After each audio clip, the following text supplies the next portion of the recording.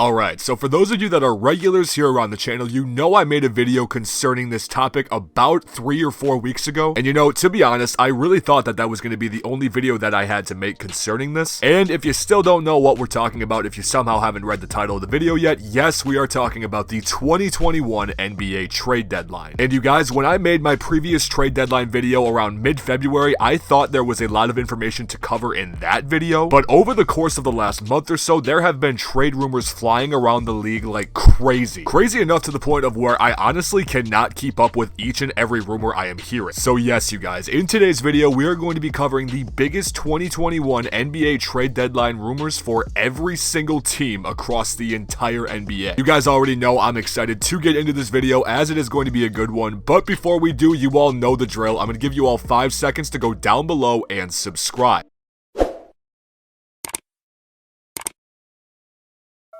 Can't say it enough, you guys. If you are a recurring visitor and you somehow have not yet subscribed to the channel, I truly don't know what you're doing. We're coming out with brand new NBA content on a daily basis around here, and while you're down there, you might as well hit the push notification bell right next to it as well. That way you guys get notified each and every time we post a brand new video around here. So thank you guys to each and every one of you who do this for me. You will not be disappointed, I promise you this. Also, while you're down there too, you guys, if you could, don't forget to slap a like on the video as well if you are going to enjoy it. But on that note, you guys, I'm done wasting your time. Let's get into this video. Quickly before I jump into this video, I want to make note that I do apologize if I missed any rumor that you might have heard yourself. As like I said, this 2021 NBA trade deadline has been crazier than pretty much any other deadline I have seen over the course of the last couple of seasons, so it is going to be really difficult to hit on every single rumor that is out there right now. Also, I'm going to be trying to go through this video at sort of a rapid fire pace just so this video isn't 15 or 20 minutes long, as I'm sure most of you wouldn't want this. So if I miss any major rumor, please let me know about it in the comments.